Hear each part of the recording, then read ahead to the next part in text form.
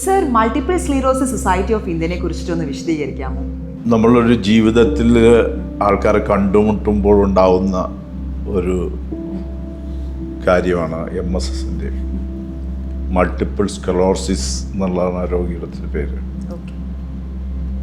ഞാൻ ആയുർവേദ ട്രീറ്റ്മെൻറ്റ് വേണ്ടി ഒരു പ്രാവശ്യം മലയാറ്റൂരൊരു ഇതിൽ ആയുർവേദ സെൻറ്ററിൽ പോയി 2 ആഴ്ച അവിടെ താമസിച്ചു. അപ്പോൾ അവിടെയുള്ള എല്ലാ രോഗികളും പല പല പല ഡെഫിഷ്യൻസിയാണ് ഇവർക്ക്. അപ്പോൾ ഇവരെല്ലാം എന്നോട് വന്നിട്ട് ചോദിച്ചു, സാറ് എന്താ ഇവിടെ ഇരിക്കും, സാറ് MS ആണോ? എനിക്ക് അതിൻ്റെ സത്യത്തിൻ്റെ ഫുൾ ഫോം പോലും അറിയില്ലായിരുന്നു. പിന്നെ ഞാൻ അവരോട് ചോദിക്കാൻ പറ്റില്ല. അങ്ങനെ ഞാൻ നേരെ നിന്ന് മൊബൈലിലെടുത്ത് നോക്കിയപ്പോൾ ഈ സാധനം കിട്ടി.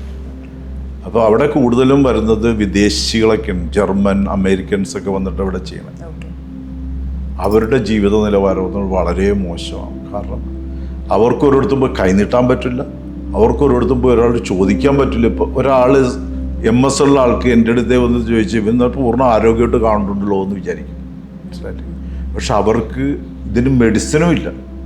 പിന്നെ ഇവർക്ക് കൂടുതലും ചെയ്യുന്നത് പെൻസിലിൻ, അങ്ങനെ സ്റ്റിറോയിഡ്സും അങ്ങനെയുള്ള കാര്യങ്ങളാണെന്ന് എനിക്ക് തോന്നുന്നു. പക്ഷെ ആ ഹോസ്പിറ്റൽ ആയുർവേദിക്കായിട്ട് അത് നല്ല രീതിയിൽ ചെയ്യുന്നു.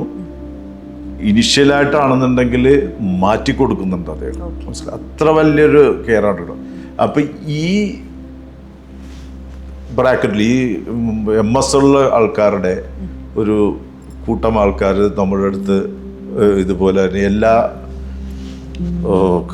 ഓണത്തിനും നമ്മളിത് കൊടുക്കുമല്ലോ, ഈ ചെക്കുകൾ, സഹായങ്ങൾ, എല്ലാ വിങ്ങിലുള്ള സഹായങ്ങളും. അപ്പോൾ ഇവരും കയറി വന്നു. ഇവർ പറഞ്ഞു, ഞങ്ങൾക്കും സാർ ഇതറിഞ്ഞിട്ട് അവരും വന്നു.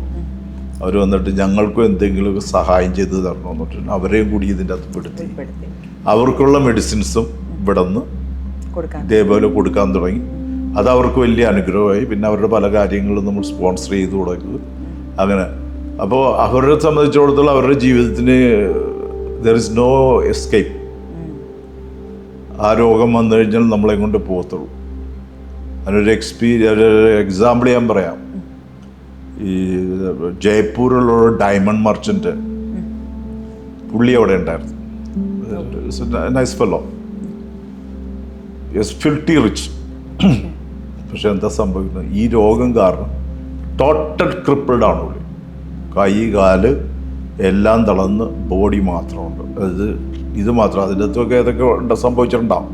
അപ്പോൾ ആ ഒരു ഭീകരത ഭയങ്കരമാണ്. അപ്പോൾ അവരെയും, കാരണം അവർക്ക് ജോലി ചെയ്യാൻ പറ്റില്ല, അങ്ങനെ പല കാര്യം. അപ്പോൾ അവരെയും നമ്മൾ സഹായിക്കുക.